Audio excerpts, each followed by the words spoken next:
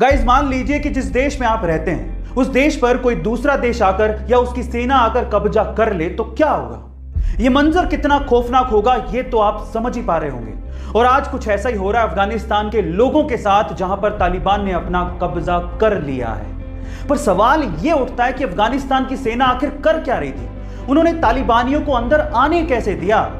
इस पूरे घटनाक्रम से मुझे एक बात तो समझ में आती है कि किसी देश की आंतरिक सुरक्षा के लिए उसकी आर्मी का मजबूत होना कितना ज्यादा जरूरी है।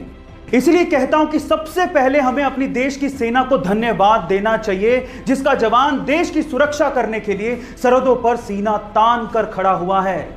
जय हिंद की सेना। गाइस, ऐसे अक्सर लोग ऐसा कहते हैं कि औरतों को समझना मुश्किल ही नहीं नामुमकिन है, पर ऐसा क्यों कहा जाता है क्या आप जानते हैं? चलिए आज मैं आपको बताता हूं। सबसे पहले तो वो औरतें ही होती हैं जो कि पैसा बचाने में सबसे ज्यादा विश्वास रखती हैं। वो विश्वास तो रखती हैं, लेकिन जब कपड़े खरीदने की बारी आएगी ना तो वो सबसे ज्यादा महंगे कपड़े खरीदेंगी।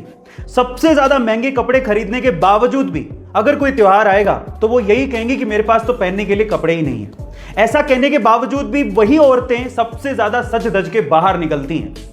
सच धज के बाहर निकलने के बावजूद भी उनको खुद पे सेल्फ सेटिस्फेक्शन नहीं होता कि मैं अच्छी लग रही हूं कि नहीं लग रही हूं। उसके बावजूद भी वो आदमियों से ये एक्सपेक्ट करती हैं कि वो उनकी तारीफ करें, और जब आदमी तारीफ कर दे तो वो उन्हें झूठी लगती है। गाइस, इसीलिए कहा जाता है कि औरतों को समझना मुश्किल ही नहीं नामुमकिन है। आप इसे कितना इत्तेफाक रखते हैं कमेंट सेक्शन में जरूर लिखिएगा, और ऐसे अमेजिंग वीडियोस के लिए शेयर, सब्सक्राइब एंड लाइक। मिलता है अगली वीडियो में।